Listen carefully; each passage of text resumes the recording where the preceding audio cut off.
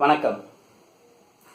தொப்பை எதனால வர்றது, என்ன செய்தால் தொப்பை விழாமல் இருக்கும், தொந்தி ஏற்படாமல் இருக்கும்?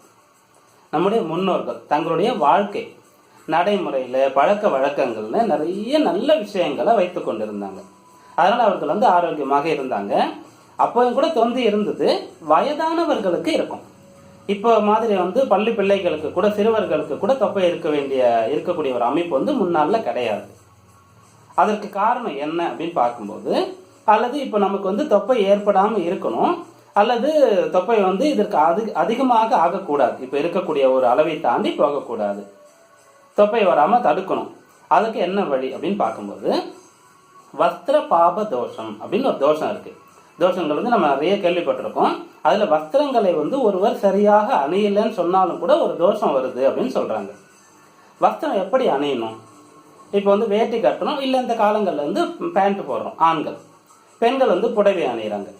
அப்படி அணியும் போது தொப்புள், அந்த தொப்புளுக்கு மேலாக அந்த ஆடைகளை அணியணும். நம்முடைய முன்னோர்கள் வேட்டி அணியும் போது பார்க்கலாம், அந்த தொப்புளுக்கு மேலதான் வேட்டியை கட்டியிருப்பாங்க, தொப்புள் தெரியாது. இது நாகரீகம் கருதிய விஷயம் மட்டும் கிடையாது, ஆரோக்கியம் கருதிய விஷயமும் கூட. தொப்புள் கொடின்னு சொல்லுவோம், மிகச்சிறந்த உறவுன்னு சொல்லுவோம். அந்த தொப்புள் அதன் வழியாக தான் வயிற்றில் இருக்கக்கூடிய, தாயின் வயிற்றில் இருக்கக்கூடிய குழந்தைகளுக்கு உணவு, மூச்சு, தேவையான விஷயங்கள் அனைத்தும் போகுது. சமீபத்தில் கூட வாட்ஸ்அப்ல ஒரு பதிவு வந்தது. தொப்புளில் இரவு படுக்கும்போது பொதுவாக யாராக இருந்தாலும் நல்ல பசு நெய் அல்லது நல்ல நல்லெண்ணெய் 2-3 சொட்டுக்களை விட்டு கொண்டு படுத்தா அவர்களுக்கு இருக்கக்கூடிய உடல் உபாதைகள் ஏதாவது இருந்தாலும் கூட நிவர்த்தி ஆகிடும். ஏன்னா அந்த தொப்புள் உடலில் இருக்கக்கூடிய 72,000 நாடி நரம்புகளோடு சம்பந்தப்படுது. ஏதாவது ஒரு நரம்பு சரியாக செயல் இழந்திருந்து ஏதாவது வேலை செய்யலன்னு சொன்னாலும் கூட இந்த தொப்புள் வழியாக விடக்கூடிய நல்லெண்ணெய் போயிட்டு அது சரி பண்ணணும்னு சொல்லி ஒரு பதிவு இருந்தது. இது நம்முடைய முன்னோர்கள் எப்படி செய்திருந்தாங்கன்னு பார்த்தா, சிறு குழந்தைகளுக்கு ஏதாவது உடல் உபாதை, குழந்தைகள் அழுதுட்டே இருக்காங்க, என்ன பண்ணாலும் அழுகையை நிறுத்தலை, அந்த குழந்தைக்கு ஏதோ உடல்ல பிரச்சனை இருக்குன்னு தெரியுதுன்னு சொல்லும் போது என்ன பண்ணுவாங்கன்னா, பெயர் சொல்லாததுன்னு சொல்லுவாங்க. ஒரு மருந்து, நாட்டு மருந்து கடையில இருக்கும், அந்த பெயர் சொன்னா கூட அதனுடைய சக்தி கம்மியாயிடும் சொல்லுவாங்க, வசம்புன்னு சொல்றது. அதை நாட்டு மருந்து கடையில இருக்கும். அது எல்லோருடைய வீடுகள்லையுமே இருக்கும்.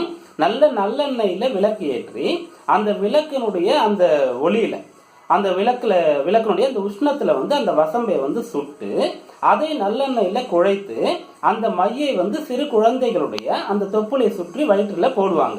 10 மாதிரி போடுவாங்க. போட்ட கொஞ்ச நேரத்துல இந்த குழந்தை அழுகையை நிறுத்திடும்.